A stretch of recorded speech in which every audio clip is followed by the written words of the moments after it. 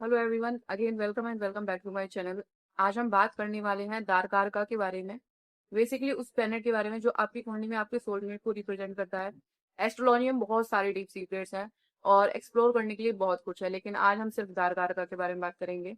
और उससे पहले हम जानेंगे कि ये सोलमेट होता क्या है।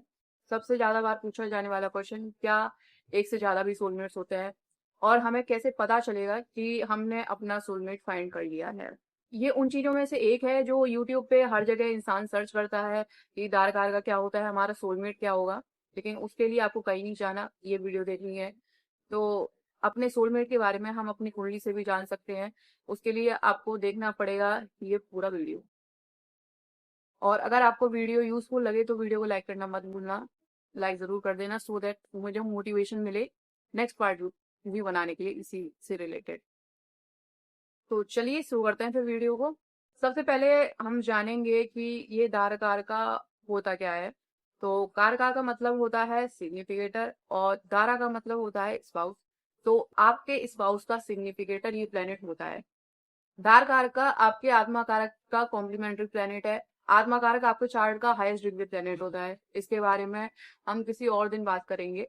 आज हम सिर्फ दार कारके के बारे में ही बात करेंगे। तो सबसे पहले आपका आत्मा कारक आपके हॉरोस्कोप का हाईएस्ट डिग्री प्लेनेट होता है। ये मैंने अभी बताया, ये आपकी सोल को रिप्रेजेंट करता है। लेकिन हाईएस्ट डिग्री होने का मतलब है कि आपके पास सबसे ज्यादा कर्मा वर्ण करने के लिए है। इस प्लेनेट के थ्रू सबसे ज्यादा डिफिकल्टीज और चैलेंजेस हैं। कार्मिकली आप यहाँ इन चैलेंजेस को फेस करने आए हो इस लाइफ में। और अपोजिट है तारकार का प्लेनेट जो कि लोएस्ट डिग्री प्लेनेट होता है। ये आपका सपोर्टर है, आपका हेल्पर है, और वो पर्सन होता है जो लाइफ के सारे चैलेंजेस के थ्रू आपका साथ देगा। और जो कंप्लीटली पॉजिटिव फैक्टर है, ये किसी भी तरह से रिस्ट्रिक्टिव नहीं है। और चाहे दारकार का मैलेफिक प्लेनेट ही क्यों ना हो, जैसे कि मार्स सैटर्न, या फिर बेनिफिक प्लेनेट हो जैसे कि मून हुआ, जुपिटर, वीनस। तो इन क्वालिटीज के कॉन्टेक्स्ट में फर्क नहीं पड़ता। हमें स्पाउस की इन क्वालिटीज को ऑनर और रिस्पेक्ट करना होता है, क्योंकि डीपली हमें लाइफ में सपोर्ट के लिए इन क्वालिटीज की नीड होती है। और सबसे पहले सही दारकार का फाइंड करना सबसे बड़ा टास्क है। अब बात आती है कि दारकार का प्लेनेट फाइंड कैसे करें। आप किसी भी एस्ट्रोलॉजी ऐप पर जा सकते हैं, वहां अपनी बर्थ डिटेल्स डालिए, और जो सबसे लोएस्ट डिग्री प्लेनेट हो वो आपका दारकार का होगा। अब हम थोड़ा डिटेल में समझते हैं कि दारकार का एक्चुअली रिप्रेजेंट क्या करता है, ताकि कोई कंफ्यूजन ना हो किसी को भी दारकार का से रिलेटेड। तो दारकार का लोएस्ट डिग्री प्लेनेट हो गया। शो करता है कि आप अपने स्पाउस में क्या सीख कर रहे हो, स्पाउस की कौन सी क्वालिटीज आपको अट्रैक्ट करेगी, और किस चीज की वजह से आप किसी भी पर्सन के साथ रहना चाहते हो। आपकी सोल स्पाउस में कुछ पर्टिकुलर क्वालिटीज सीख कर रही होती है जो दारकार का प्लेनेट रिप्रेजेंट करता है। लेकिन इसका अपोजिट साइड भी है। पार्टनरशिप टू वे फैक्टर होता है। ये हम सबको पता है। दारकार का ये भी रिप्रेजेंट करता है कि आप स्पाउस के साथ कैसे इंटरेक्ट करते हो। स्पाउसल रिलेशनशिप एक टू वे स्ट्रीट है। पार्टनरशिप में सिर्फ एक पर्सन नहीं होता, दूसरा भी होता है। तो दो लोग एक साथ जेल कर रहे होते हैं, मतलब कि एक साथ रह रहे होते हैं। तो आप पर्टिकुलर क्वालिटीज की तरफ अट्रैक्ट होते हो, क्योंकि आपकी सोल को रिलेशनशिप में उन क्वालिटीज की नीड होती है, लेकिन आप भी वो क्वालिटीज अपने पार्टनर को रिटर्न करते हो। फॉर एग्जाम्पल, अगर जुपिटर आपका दारकार का प्लेनेट है, तो आप स्पाउस में नॉलेज और हायर विजडम और इंटेलिजेंस सीख करोगे। लेकिन साथ ही आप स्पाउस को अपनी विजडम और इंटेलिजेंस देना भी चाहोगे। आप दोनों लाइफ में फिलोसफिकल मीनिंग को साथ में सीख करना चाहोगे। ये एक जॉइंट प्रोजेक्ट की तरह होता है, और याद रखो रिलेशनशिप इसी के बारे में होता है। दारकारका को चार्ट में कैसे इंटरप्रेट करें।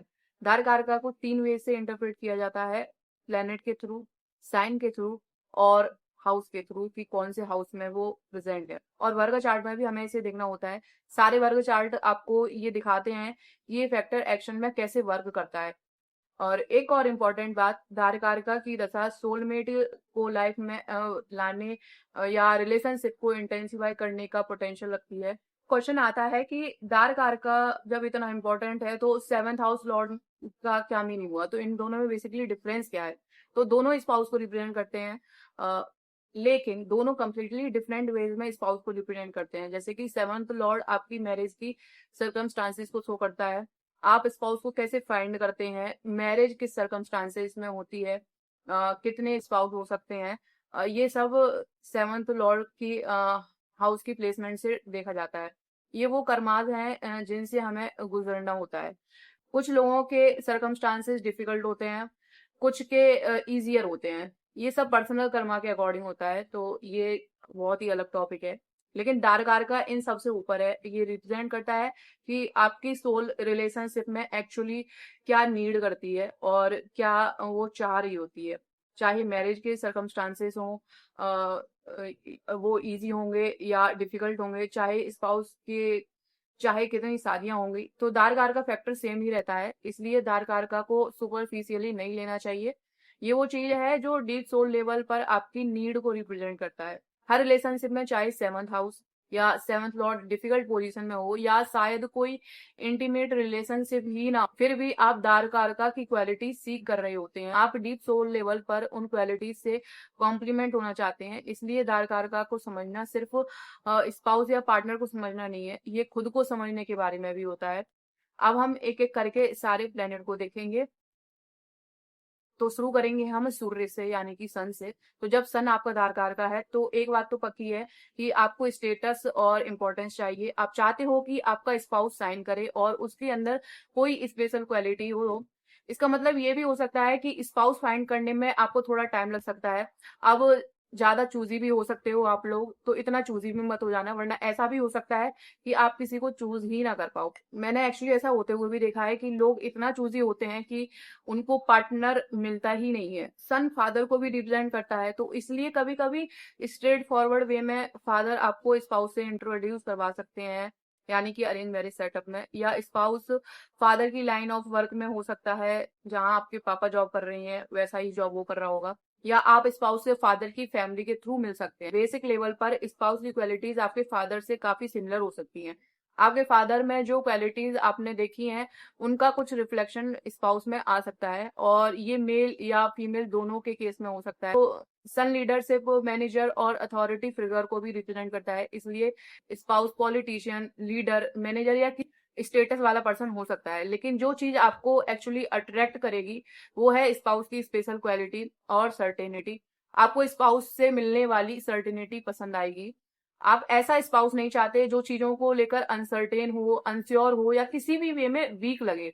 सन एक प्रोटेक्टिव फैक्टर भी है, तो सन धारकार का स्पाउस के साथ उनका कॉन्फिडेंस और सर्टेनिटी इतनी पावरफुल हो सकती है कि आप उनके अराउंड सेफ, प्रोटेक्टेड और हैप्पी फील करोगे। आप अपने सोलमेट की ग्लोरी को फ्लेक्स करना चाहोगे। आप एक ऑनरेबल स्पाउस चाहते हो जिसको लोग जानते हो, वेल नोन हो जो। इसलिए यहाँ डेफिनेट पिकीनेस होती है। मैं इसे एग्जैक्टली स्नोबरी नहीं कहूंगी, लेकिन आप अपनी लाइफ के इस इंपॉर्टेंट पोजीशन के लिए किसी को भी ऐसे ही चूज नहीं करने वाले हो। आप स्पेशली कॉशियस होते हो। कभी कभी ये पॉलिटिकल लेवल पर भी हो सकता है। आप चाहते हो कि पार्टनर के पॉलिटिकल व्यूज हों और आउटलुक आपसे मैच करें उस, या स्पाउस का स्टेटस आपसे हायर हो सकता है, वो हायर स्टेटस या रिचर फैमिली से आ सकते हैं। आप इस चीज को एडमायर करते हो और ये आपको इम्पोर्टेंट होता है, लेकिन इसका मतलब ये नहीं है कि आप सिर्फ सोशल क्लाइंबर हो। मैंने ऐसे लोग भी देखे हैं कि जो अपने सोशल या इकोनॉमिक स्टेटस से नीचे शादी करते हैं, क्योंकि उन्हें पार्टनर के अंदर कोई इनर लाइट या कॉन्फिडेंस या एबिलिटी दिखाई देती है जिसे वो एडमायर करते हैं। तो ये सिर्फ सोशियो इकोनॉमिक फैक्टर के बारे में नहीं है। सन एक हाई एग्जैक्टिंग प्लेनेट भी है। इसका मतलब है कि आपके स्टैंडर्ड्स हाई हैं और स्पाउस के स्टैंडर्ड्स भी हाई होंगे। वो आपसे बहुत कुछ डिमांड कर सकता है और आपके लिए हाई स्टैंडर्ड्स रख सकता है। लेकिन जब ऐसा हो तो याद रखो, आप सीक्रेटली इसी चीज की तलाश कर रहे हो। आप चाहते हो कि स्पाउस आपको इम्प्रूव करे। आप स्पाउस को इसलिए एडमायर करते हो क्योंकि वो आपकी प्रॉब्लम्स को देखकर उन्हें करेक्ट करने में हेल्प करता है। और सन वेल्थ और रिसोर्सेज को भी इंडिकेट करता है, और दार कार का स्पाउस के थ्रू आने वाली वेल्थ को भी रिप्रेजेंट करता है। तो दार कार का एक डबल फैक्टर बन जाता है। आप स्पाउस के साथ मिलकर अपनी फाइनेंशियल सिचुएशन इंप्रूव करना चाहो, आप दोनों साथ में फाइनेंशियल ग्रोथ कर सकते हो। अब अगर आपका सन दारगार का प्लेनेट है तो कमेंट में मुझे जरूर बताइएगा कि आपके क्या एक्सपीरियंसेस हैं, और अगर आप अपने पार्टनर से पहले मिल चुके हैं तो जो भी क्वालिटीज मैंने बताई हैं क्या वो उनमें है या नहीं है। अब हम बात करेंगे मून अगर आपका दारगार का प्लेनेट है तो क्या रिजल्ट होंगे।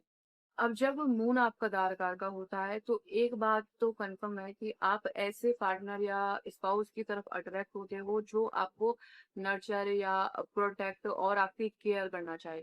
लेकिन प्रॉब्लम यहाँ ये है कि क्या आप उस केयर को एक्सेप्ट करते हो? क्या आप एक्चुअली इसे चाहते भी हो कि ऐसी केयर हो? मून दारकार का में ये कभी कभी इशू हो सकता है। आप अपने चार्ट के दूसरे फैक्टर्स के अकॉर्डिंग केयरिंग और सेंसिटिव पर्सन हो सकते हो, लेकिन क्योंकि मून आपका लोएस्ट डिग्री प्लेनेट है, तो आपने ये क्वालिटी अपने स्पाउस को दे दी। मून रिलेशनशिप विद मदर को भी रिप्रेजेंट करता है। अगर मून आपका लोएस्ट डिग्री प्लेनेट है तो आपके चार्ट में मून की कंडीशन मदर के साथ रिलेशनशिप के बारे में भी बताती है। जो भी मदर के साथ रिलेशनशिप रहा है, चाहे मदर बहुत क्लिंजी रही हो या फिर डिस्टेंट रही हो, तो वो पैटर्न स्पाउस में भी रिफ्लेक्ट होगा। अगर मदर बहुत क्लिंजी थी तो स्पाउस का केयर और नर्चरिंग आपको टू मच लग सकता है। अगर मदर केयर नहीं करती थी तो आपको एक प्रोटेक्टिव स्पाउस का होना वेलकमिंग लग सकता है। लेकिन कभी कभी ना ऐसा होता है कि अगर चाइल्डहुड में मदरिंग जो एनर्जी थी वो एब्सेंट थी या आइडियल नर्चरिंग नहीं हुई है, रिलेशनशिप वैसा नहीं रहा था मदर के साथ, तो आप स्पाउस से भी वो केयर डिजायर करने के बावजूद उसे एक्सेप्ट नहीं कर पाते। इसलिए जब मून दारकार का हो तो इसके बारे में थोड़ा मेडिटेट करना जरूरी है। मून धारकार का बाई डिफॉल्ट आपको केयरिंग और नर्चरिंग पीपल की तरफ अट्रैक्ट कर सकता है, चाहे आपकी कितनी भी शादी हो या कितनी भी रिलेशनशिप हो। लेकिन ये एक पर्टिकुलर क्वालिटी है जो आपको एक्सेप्ट करनी होगी कि ये वो क्वालिटी है जिसकी आपको नीड है। जो पार्टनर होगा वो आपकी वर्स्ट से वर्स्ट कंडीशन भी देखेगा और उसकी वजह से ही आपकी तरफ अट्रैक्ट होगा। मून धारकार का आपके होम लाइफ विद स्पाउस को भी स्ट्रांगली अफेक्ट करता है। आपको ऐसा स्पाउस मिल सकता है जो होम सिचुएशन में थोड़ा डोमिनेटिंग हो, क्योंकि मून होम को रिप्रेजेंट करता है, डोमेस्टिक सिचुएशन को रिप्रेजेंट करता है।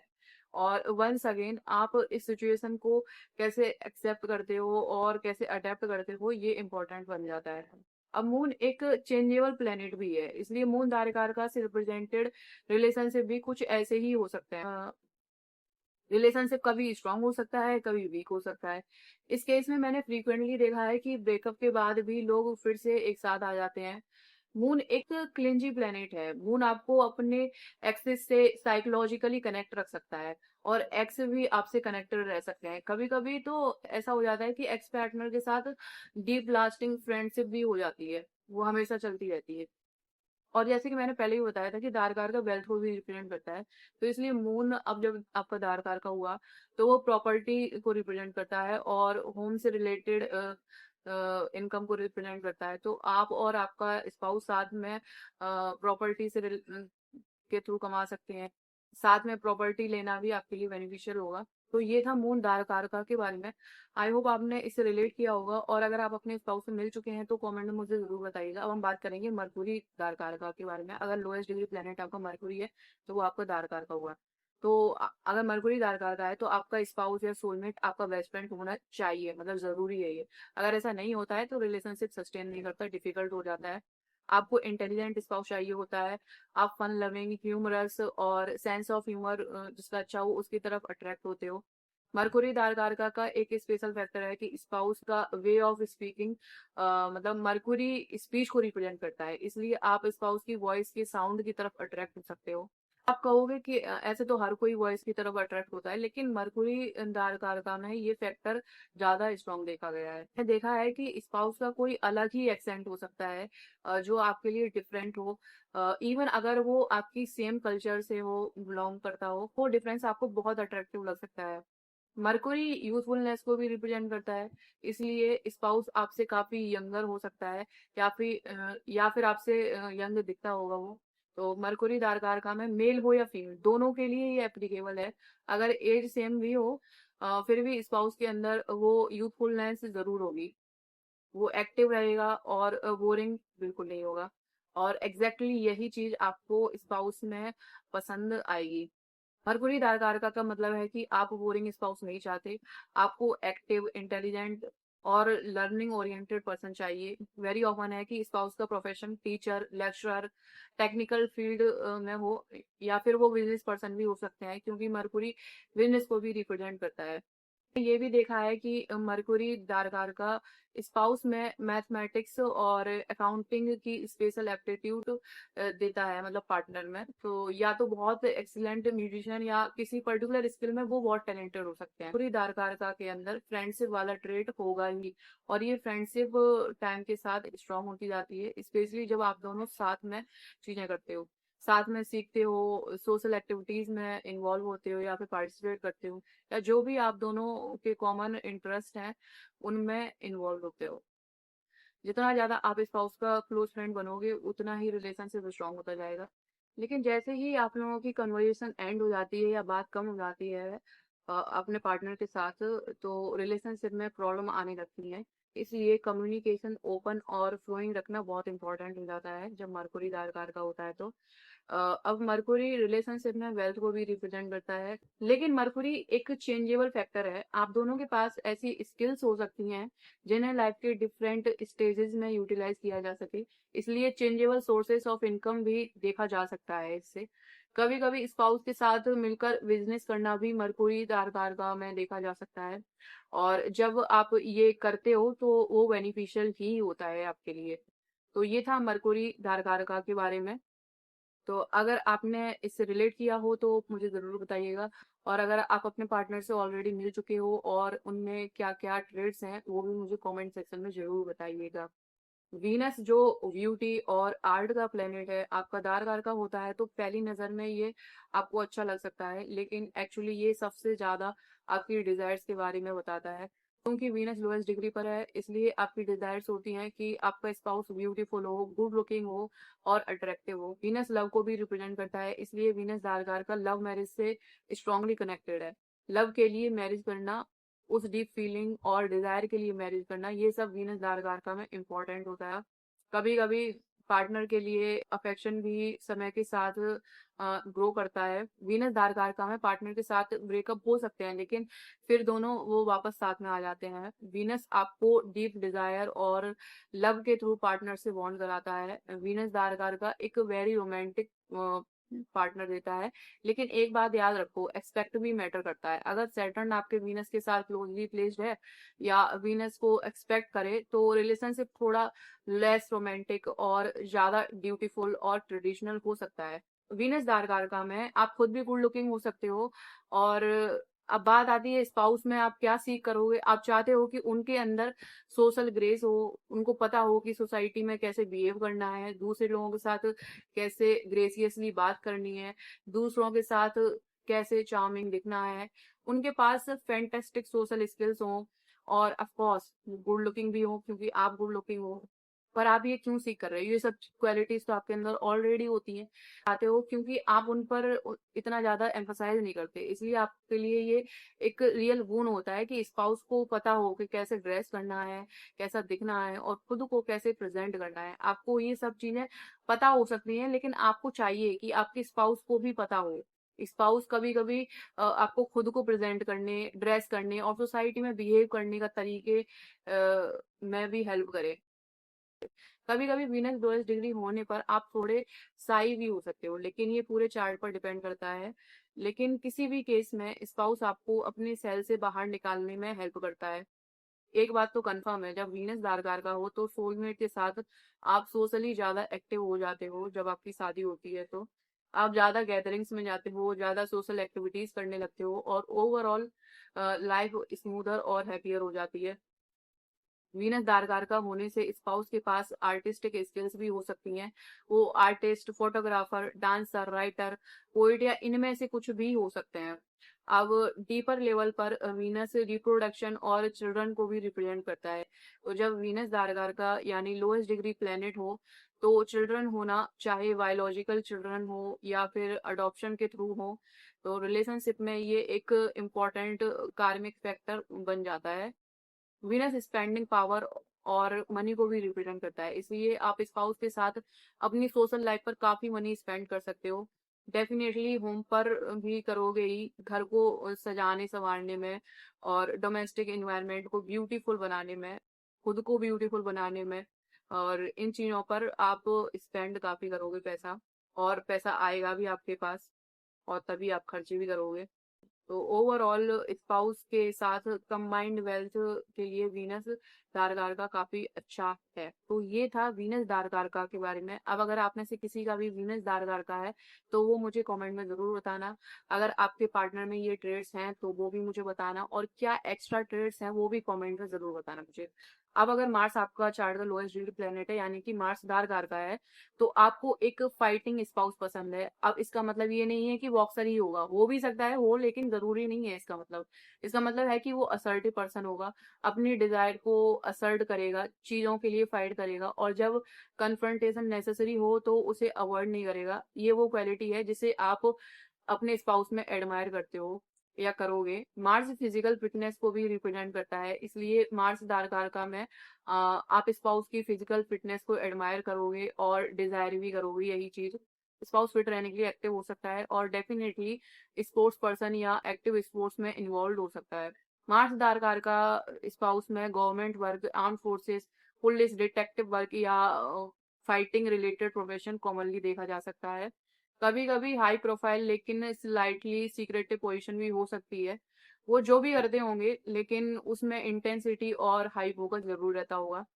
एक्चुअली मार्स दारकारका में आपको इसी पर्सन की इंटेंसिटी और थोड़ी सीक्रेटिवनेस अट्रैक्ट करती है। आपको लगता है कि उनके अंदर कुछ एक्सक्लूसिव है और आप प्रिविलेज्ड फील कर रहे हो कि वो आपको चूज कर रहे हैं, लेकिन ये लोग easiest people to be with नहीं होते, क्योंकि मार्क दारकार का एक टची, इरिटेबल या कहें तो कभी कभी एंग्री स्पाउस भी शो कर सकता है।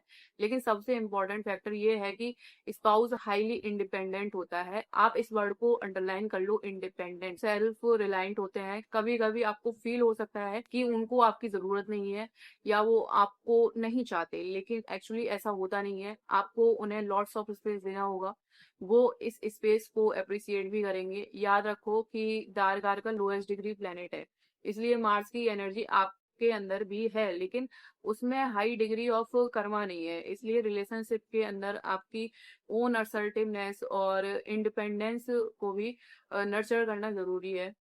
मार्स सेलिब्रेट वॉरियर को भी रिप्रेजेंट करता है, इसलिए रिलेशनशिप में कभी कभी पीरियड ऑफ सेलिब्रेसी या फिर कहें तो पार्टनर कभी कभी वर्क या फैमिली या किसी अदर सिचुएशन की वजह से आपसे दूर रह सकता है।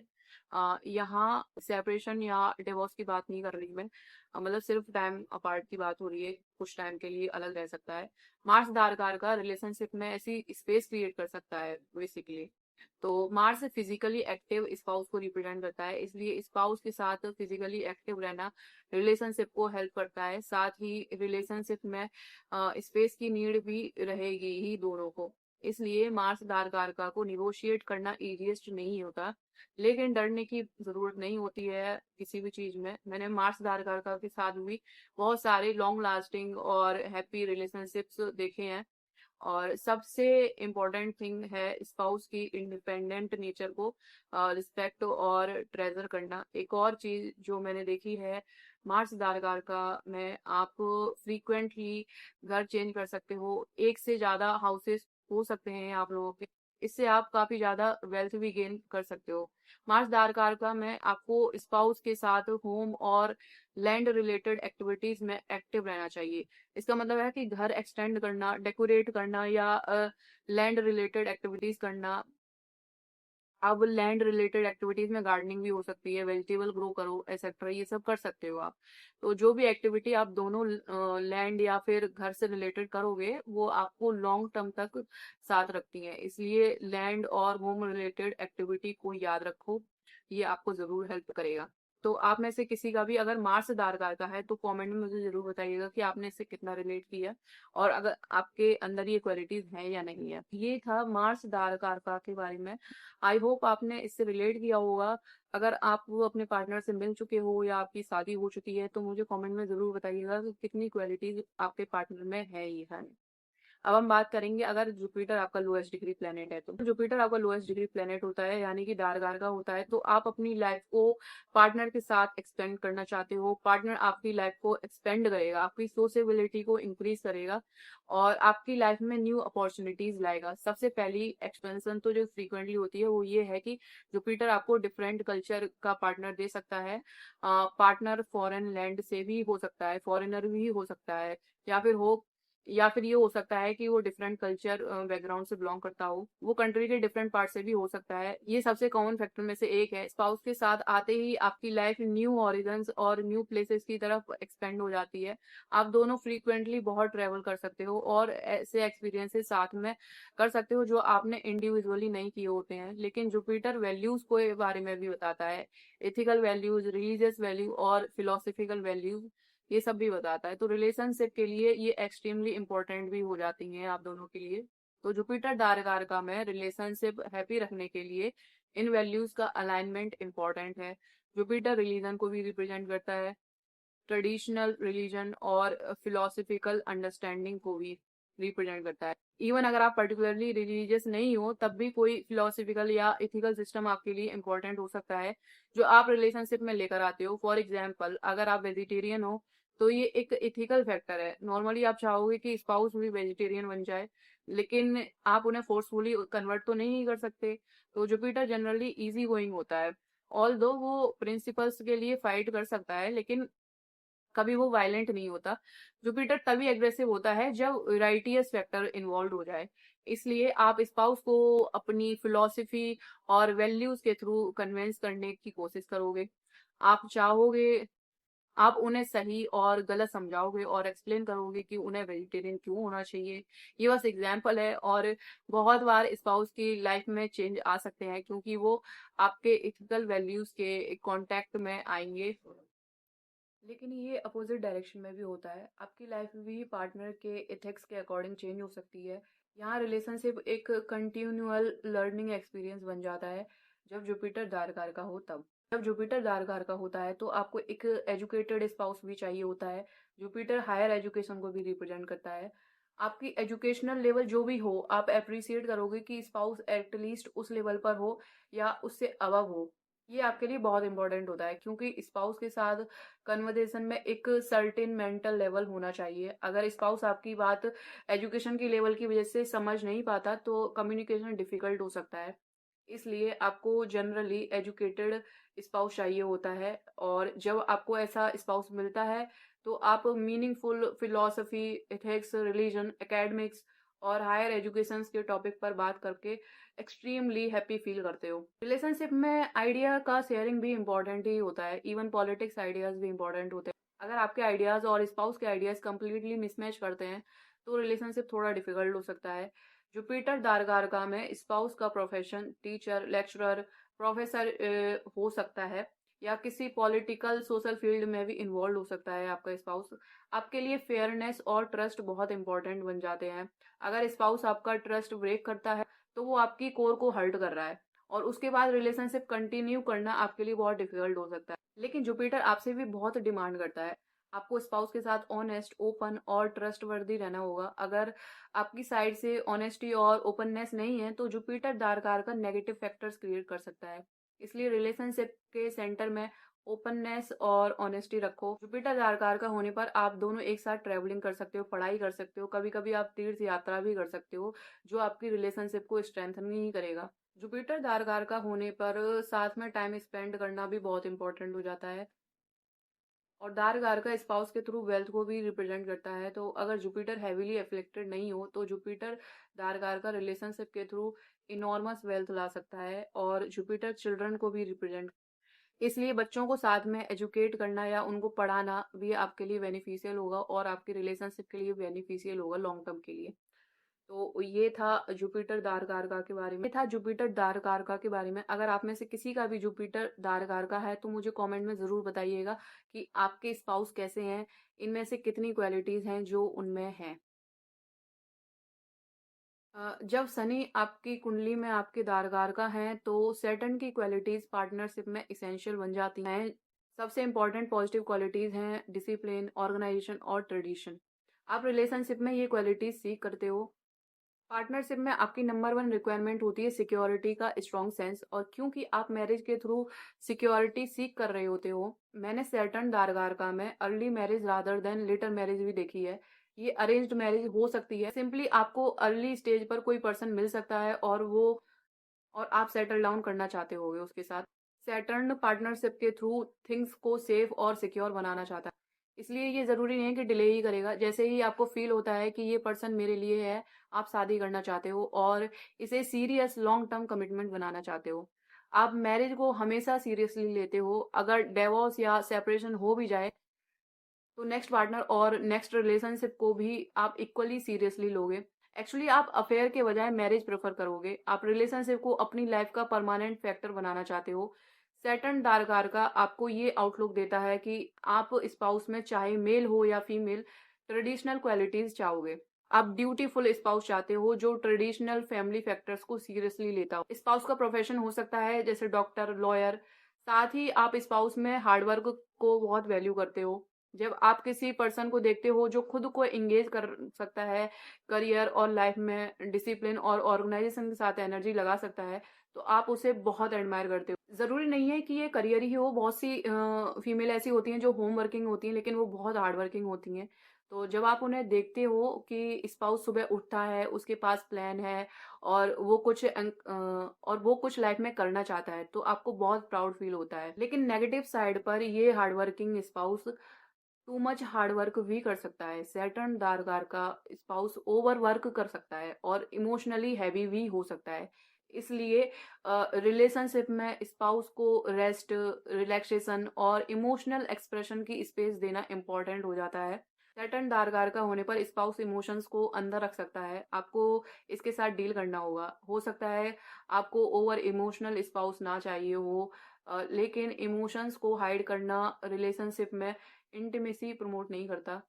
इसलिए जितना पॉसिबल हो उतना साथ रहो, फीलिंग्स को एक्सप्रेस करो, स्पाउस को सेफ और रिलैक्स्ड फील करवाने में हेल्प करो, ताकि लो मूड और ओवरवर्क्ड टेंडेंसी बहुत फार तक ना चली। डेफिनेटली सैटर्न एक बिल्डिंग प्लेनेट है, ईयर्स के थ्रू धीमे धीमे बिल्ड करता है। सैटर्न दारकार का होने पर आप दोनों स्लोली और केयरफुली वेल्थ बिल्ड कर सकते हो। रिलेशनशिप में सेविंग्स इंपॉर्टेंट होती हैं, ये वेल्थ बिल्डर फैक्टर है। धीमे धीमे वेल्थ को बिल्ड करोगे। तो इस वीडियो का पार्ट 2 भी आएगा, उसके लिए बस आपको चैनल को सब्सक्राइब करना होगा। और हाँ, कमेंट्स में मुझे बताना मत भूलना अपने स्पाउस के ट्रेड्स के बारे में, एंड प्लीज़ वीडियो को लाइक ज़रूर करना। पार्ट 2 में मैं दारकारका के different house placements including D9 नववांश डिस्कस करूंगी। तो ये वीडियो यहीं एंड होता है। मिलते हैं हम लोग नेक्स्ट वीडियो में। तब तक लाइक कर देना वीडियो को, और thank you for watching the video. और हाँ, कमेंट में मुझे बताना मत भूलना कि आपके स्पाउस में ये कितने ट्रेड्स हैं जो मैंने इस वीडियो में बताए हैं। तो मिलते हैं नेक्स्ट वीडियो में।